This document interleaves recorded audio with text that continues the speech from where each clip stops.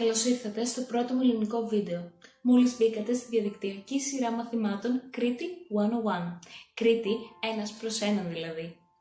Αυτή τη σειρά μαθημάτων μπορείτε αλλιώς να την αποκαλέσετε σειρά Masterclass, στην οποία θα ανακαλύψετε όλα τα στερεότυπα που αφορούν την κρητική κουλτούρα και θα έχετε την ευκαιρία να μπείτε στο μυαλό μιας κρητικοπούλας η οποία θα μοιραστεί μαζί σας εμπειρίες και ιστορίες από την Κρήτη. Καλώς ορίσατε στο δεύτερο Masterclass από τη σειρά Κρήτη 101 με θέμα το φαγητό, παύλα κρητική φιλοξενία, γιατί αυτά πάνε χέρι-χέρι. Και πάμε να ξυλιβετιστούμε. Τι να πρωτοπώ για το φαγητό και για τους κρητικούς? Ιδιαίτερη σχέση. Αφού ένας γνήσιος κρητίκαρος θα προτιμήσει να του πάρουν το 4x4 παρά να του πάρουν το φαγητό. Νομίζω μπορούσε και καλύτερα. Εάν αναρωτηθήκατε ποτέ τι υπάρχει στην κατάψυξη ενός σπιτιού στην Κρήτη, θα σας απαντήσω ότι υπάρχουν κυρίως δύο πράγματα. Ένα, όρνηθα από αυτή που σου έδωσε η γιαγιά από το χωριό πριν κανένα χρόνο και ακόμα την έχεις βάλει στην κατάψυξη, έτσι ρε παιδί μου, μην έρθει κανένας καλεσμένος και δεν έχουμε τι να ψήσουμε. Και δύο, αρνεί αυτό που περίσσεψε από ένα γάμο που πήγες πριν από ένα μήνα. Τίποτα δεν πετάτε στην Κρήτη, όλα εκεί στην κατάψυξη να τα βάλουμε. Και ξέρεις, άμα έχεις πάρει και περίσσιο κρέας από γάμο, το έχεις ξεχωρίσει σε κοκαλάκια για το σκύλο και σε ψαχνίκια καλεσμένους. Αλλά τώρα που το σκέφτομαι, δεν υπάρχει περίπτωση κανένας να βάλει αρνί οφτό στην κατάψυξη, γιατί όλο και σε κάποιον θα βρει να το ταΐσει. Έρχεται κάποιος καλεσμένος ή καλεσμένη και δεν είχες προετοιμάσει φαγητό, το βάζεις εκεί στο φούρνο, το ζεσταίνεις, το βγάζεις με λίγο ρεκί και τελείωσε, αυτό ήτανε. Και υπάρχει και μια πάρα πολύ σπάνια περίπτωση στην οποία κάποιος θέλει να φάει πιο υγιεινά, να βρεις και ψάρι στην κατάψυξη ενός κρητικού σπιτιού, το οποίο θα το βρεις μέσα σε μπολ από παγωτό. Με το οποίο μπολ τώρα εσύ την είχες πατήσει όταν ήσουν πιο μικρή. Όχι εγώ, μια φίλη μου, δεν την ξέρετε. Και πήγαινες κάθε καλοκαίρι με προσδοκίες και ελπίδες ότι εσύ θα φας παγωτό τώρα. Άνοιγες την πόρτα, έσερνες το σιτάρι προς τα έξω, άνοιγες το μπολ έτσι εδώ με ελπίδα και λαχτάρο ότι θα γευτείς τη γεύση σοκολάτας και βανίλιας στο στόμα σου και άκουγες και αυτό τον ύμνο της ελπίδας και έβλεπες τώρα εσύ την τσιπούρα να σε κοιτάει κατάματα έτσι εδώ με το παγωμένο το μάτι και να σου λέει τι θες? Απογοήτευση. Νομίζω θέλανε να μας εκδικηθούν με αυτόν τον τρόπο. Αλλά τώρα που το σκέφτομαι υπάρχει ένα πρόβλημα στο συλλογισμό μου. Νομίζω ότι δεν υπάρχει περίπτωση, ακόμα και ακάλιστος να πας σε ένα σπίτι, να μην είναι προετοιμασμένος ο οικοδεσπότης ή η οικοδεσπότισσα. Είναι λες και παραμονεύουν στις γωνίες των σπιτιών πίσω από τα παράθυρα, πίσω από τις κουρτίνες και κάνουν έτσι λίγο την κουρτίνα και περιμένουν να δούνε πότε θα περάσει κάποιος να χτυπήσει την πόρτα για να τον υποδεχτούν. Με πιταράκια, αρνί αυτό, αρνί βραστό, κόκορα αυτό, κόκορα βραστό, χωριάτικη, μιστά, ντολμάδες, ξυγκόπιτες, λαντουριστό, ρακί. Τι φάση! Δεν έχεις επιλογή. Έχεις μπει μέσα στο σπίτι, τελείωσε, αυτό ήτανε. Έχεις πατήσει τικ στο όρους και προϋποθέσεις ότι θα φας ό,τι σου βγάλουν στο τραπέζι. Δεν θα έχεις πει κιχ, δεν θα μπορείς να μιλήσεις, δεν θα μπορείς να πεις μα έχω φάει, δεν μπορώ, δεν θέλω, δεν μ' αρέσει. Όχι, δεν έχεις επιλογή, θα τα φας όλα. Γιατί αυτό είναι η τιμή. Τιμάς το όνομα του πατέρα σου, δεν γίνεται να μπεις εσύ σε σπίτι και να πεις «Όχι, δεν θέλω». Κατευθείαν, παρεξήγηση.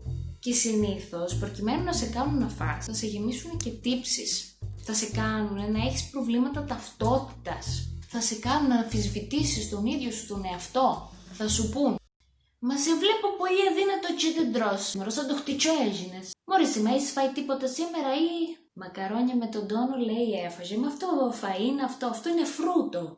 Φάει εδώ το κοτόπουλο το ψητό που μου το έφερε η ζεζά από το χωριό να στέσεις. Άντε τρώε. Μα γιατί δεν τρως? Μήπως να φέρω κάτι άλλο να φας? Έχω και πιταράκια με τον αθώτερο άμα θες να σου βγάλω. Μα τρώε. Εδώ θα με μανίσεις.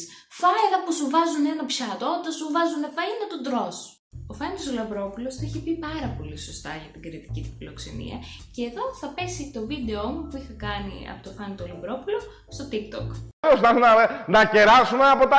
όχι, δεν θα πιω και δεν το κερνάει. Στην Κρήτη δεν έχει. Στην Κρήτη θα σου πει ο άλλος. Να κεράσω μωρέ μια ρακή. Να το πεις, μα είναι 7 η ώρα το πρωί. Αυτό είναι φιλοξενία. Νομίζω ότι ο σκοπός των πατεράδων και των μανάδων στην Κρήτη είναι να σε δουν, να μην χωράς από την πόρτα να βγεις. Να δουν τις εξετάσεις αίματος που έκανες και να δουν πόσο τριγλικερίδι έχεις, τι είναι αυτά, εδώ θέλουμε τετραψήφιο αριθμό. Εκεί να σκάσεις, να πας σε bypass, να σου βάλουν μπαλονάκι θέλουνε. Και η κριτική φιλοξενία εδώ που τα λέμε είναι απίστευτη ρε παιδί μου. Όταν θα πας σε ένα σπίτι κριτικού ή κριτικιάς και αυτά που δεν έχουν θα τα βγάλουν να φας ρε παιδί μου, να νιώσουν ότι έφαγε ρε παιδί μου, έφαγε ο καλεσμένος, έφαγε, χόρτασε, μας έκανε την τιμή. Και τώρα που το σκέφτομαι, η ώρα που θα φάει ένας κριτικός δεν έχει καμία σημασία. Σηκώθηκες εσύ στις 7 η ώρα το πρωί και πεινάς, θα φας κόκορα βραστό με ξινόχοντρο. Δεν έχει σημασία, το φαγητό είναι για όλες τις ώρες. Για να μην μιλήσω δε για εμάς που περάσαμε ως φοιτήτριες ή φοιτητές σε άλλο μέρος της Ελλάδας και γυρνούσαμε στην Κρήτη για Χριστούγεννα ή για καλοκαίρι. Ξέρεις, παίρνουμε αυτό το γνωστό το πλοίο και γυρνούσαμε πίσω στην Κρήτη, για το οποίο θα έρθει άλλο βίντεο, και γυρνούσαμε εμείς 6-7 η ώρα το πρωί στο σπίτι, που άντε να είχαμε κοιμηθεί και 2 ώρες και να είχαμε φάει ένα πακέτο μπισκότα. Η οποία χαρά της μάνας σου δεν θα ήταν να σου πει πήγαινε να ξεκουραστείς παιδάκι μου που δεν έχεις κοιμηθεί όλο το βράδυ, αλλά θα ήταν να σου βγάλει ένα μενού με όλα τα φαγητά που έχει μαγειρέψει. Και σε ρωτούσε, τι θες? Έχω γεμιστά, έχω ντολμαδάκια, έχω αρνί αυτό, αρνί βραστό, κόκορο αυτό, κόκορο βραστό, πατάτες τηγανιτές, πατάτες ζουχτές, έχω πιλαφάτσιο που ένα γάμο που πήγαμε προχθές και μ' άρεσε γιατί βάλανε και πολύ λεμόνι και μ' άρεσε πάρα πολύ έτσι ξινόξινο που ήτανε. Έχω παστίτσιο, έχω μουσακά. Τι θες? Και ξέρεις, δεν έχεις επιλογή, θα πρέπει ή κάτι από αυτά να διαλέξεις ή να τα φας όλα. Ή και τα δύο συνήθως. Και ήσουν εσύ τώρα 6-7 η ώρα το πρωί ξύπνια ακόμα και προσπαθούσες να φας κάτι από όλα αυτά και είχες τη μάνα σου λέει: θες και αυτό, θες και εκείνο, θες και πιλάφι, θες και αφόντι, θες να σου βάλει και λίγο παπαδρυγιά, θες και λίγο εκεί, θες και λίγο κρασί. Και καθώς εσύ πήγαινες με χαρά να αγκαλιάσεις το κρεβάτι σου, άκουγες από πίσω τη μάνα σου να σε ρωτάει: μήπως θες και λίγο τσάι και θα φτιάξω κάτι πιτεράκι, μήπως να σου βάλω λίγο? Πολύ ωραίες εποχές. Εν τω μεταξύ, σε πάρα πολλά μέρη από την υπόλοιπη Ελλάδα, μετά από μεθύσι, έχουν ως παραδοσιακό πιάτο τον πατσά. Στην Κρήτη δεν ξέρεις τι πάει να πει hangover, εάν μετά από μεθύσι δεν σου έχουν βγάλει μακαρόνια με ανθότυρο. Ξέρεις αυτά που κολυμπάνε μέσα στο ζωμό από το κοτόπουλο και όταν πας να τα φας, ακούγεσαι κάπως έτσι. Αυτά. Και περνάμε σε ένα άλλο κεφάλαιο, το οποίο είναι ένα φαινόμενο που παρατηρείται μόνο στην Κρήτη. Όταν πας σε ένα γυράδικο στην υπόλοιπη Ελλάδα, συνήθως θα παραγγείλεις ως εξής: θέλω μία πίτα με σουβλάκι κοτόπουλο, ή με χοιρινό σουβλάκι, ή με γύρο χοιρινό, ή με γύρο κοτόπουλο. Στην Κρήτη αυτό δεν ισχύει.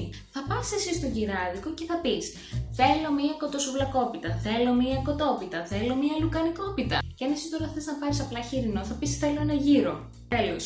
Εάν πας τώρα εσύ και παραγγείλεις σε γυράδικο εκτός της Κρήτης και πας εσύ και πεις: θέλω μία λουκανικόπιτα, θα σε κοιτάξουν κατάματα οι άνθρωποι και θα σου πούν: κοπελιά, από εκεί είναι ο φούρνος. Εμείς εδώ πέρα σφολιάτες δεν έχουμε.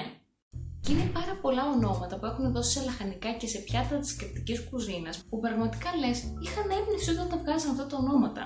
Και αυτά τα λαχανικά ή τα πιάτα τα οποία έχουν περίεργα ονόματα θα τα συναντήσεις σε πιο ψαγμένα ή εναλλακτικά κουτουκάκια τα οποία θέλουν να κρατάνε λίγο τις παραδόσεις. Ονόματα όπως λαντουριστό, που αν εσύ δεν είσαι από την Κρήτη νομίζεις ότι πήρανε κάτι λαχανικά, τα κάνανε μπάνιο και τα βάλουν στο πιάτο σου. Ματιές, που νομίζεις εσύ ότι θα σου φέρουν μάτια να τα φας. Το οποίο δεν είναι διόλου πιθανό, γιατί στην Κρήτη δεν πετάτε τίποτα. Ούτε τα μάτια, ούτε τα έντερα, ούτε αυτιά, γλώσσες, μύτες, φρύδια. Όλα τα τρώμε. Απάκι, το οποίο το ακούς εσύ και νομίζεις ότι είναι κάποιο λουλούδι που φυτρώνει στα δάση της Κρήτης. Λες και έχουμε δάση. Το οποίο είναι το καπνιστό χοιρινό. Ξυγκόπιτες, γιατί τόσο πολύ αγαπάμε το ξύγκι. Μαλάκα, είναι απλά ένα τυρί. Η στάκα, το οποίο το ακούς εσύ και νομίζεις ότι είναι χειρολαβή στο καράτε. Τζουλαμάς, το οποίο είναι μια πίτα που έφτιαχνε η συγχωρημένη γιαγιά μου με ρύζι, κανέλες, ζάχαρες, καρύδια, κοτόπουλο και φυσικά λίγο σκότι. Ξέρεις, αυτή η ίδια γιαγιά που έλεγε το μουσαμά, αυτό το κάλυμα για τα όπλα, αυτή η γιαγιά. Και περνάμε στα δύο τελευταία και πιο εντυπωσιακά ονόματα. Ασκολύμπρι, το οποίο εσύ τα ακούς και νομίζεις ότι είναι κάποιο είδος σπάνιου ψαριού υπό εξαφάνιση. Όχι, είναι απλά ένα είδος χόρτου. Και το μακράν πιο περίεργο και φανταχτερό όνομα είναι η Ασκορδουλάκη.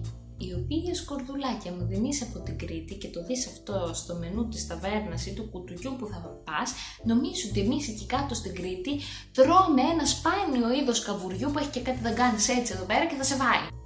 Και άμα είσαι και vegan, είτε το κάνεις για ηθικούς είτε για λόγους υγείας, που εσύ καλά το κάνεις, να είσαι προετοιμασμένος να ρίξεις αγώνα στην Κρήτη. Θα πεις εσύ σε κάποια κριτική μάνα ότι είσαι vegan και η αντίδρασή της θα είναι αυτή. Κωστή, τι είναι αυτό το βίγκα? Αυτός που τρώει μόνο χόρτα. Και το αρνάτσι μόνο χόρτα τρώει, και είναι δικό μας, είναι πολύ πολύ αγνό, δεν το δίνουμε εμείς ζωοτροφές. Αυτό δεν είναι βίγκα, και τι μόνο μαρούλι θα φας, θα μας επέζουν οι ανθρώποι. Άκου έτσι βίγκα. Αλλά μην μου στεναχωριέσαι, άμα είσαι vegan ή χορτοφάγος που τρώει και τα γαλακτοκομικά προϊόντα, υπάρχουν άπειρα φαγητά τα οποία μπορούν να μαγειρευτούν και να σε χορτάσουν και εσένα. Αυτό ήταν λοιπόν το δεύτερο masterclass με θέμα το φαγητό, παύλα την κριτική φιλοξενία. Επόμενο θέμα, το κριτικό γλέντι. Και ξέρεις, είναι τα γνωστά, πάτα subscribe, πάτα μου αρέσει, σχολίασε και μοιράσου το με φίλους. Και μείνε συντονισμένη ή συντονισμένος για το επόμενο μάθημα. Αυτά, ευχαριστώ. Είναι φιλόξενη ρε η Κρήτη. Είναι φιλόξενη. Η φιλοξενία που υπάρχει στην Κρήτη δεν υπάρχει πουθενά. Γιατί πάμε σε κάτι άλλα μέρη και σου λένε είναι φιλόξενη. Στην Κρήτη πήγαινε να σε κεράσουν νεράκι και να πει όχι. Σε έχουν μαχαιρώσει, σε έχουν μπλακώσει στους φάπες. Αυτό είναι πραγματική φιλοξενία. Πα σε κάτι άλλα μέρη, κάτι ιταία, κάτι και σου λέει θα πάρετε μια πορτοκαλάδα. Όχι, αμαρακα, αυτό δεν είναι φιλοξενία. Του λες όχι από ντροπή και δεν σε δίνει. Η φιλοξενία είναι με το ζόρι. Και βιαράκι, όχι, μπαπ! Έχω πιλαφάκι, έχω μουσχαμά. Έχω μουσακά.